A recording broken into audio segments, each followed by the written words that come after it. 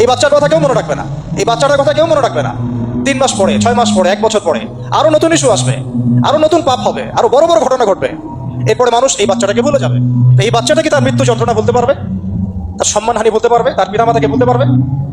এখন প্রশ্ন হচ্ছে, তার পিতাকেও যদি আমরা জিজ্ঞাসা করি, ইসলামে রেপের শাস্তি হচ্ছে মৃত্যুদণ্ড, আর ব্যভিচারের শাস্তি হচ্ছে অর্ধেক কোমর পর্যন্ত পুঁতে পাথর নিক্ষেপ করে হত্যা করা।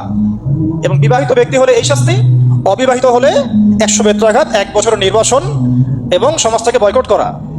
আর ধর্ষণ হলে সরাসরি মৃত্যুদণ্ড। 3 মাস সময় লাগার কথা না, 3 দিনের মধ্যেই করা সম্ভব।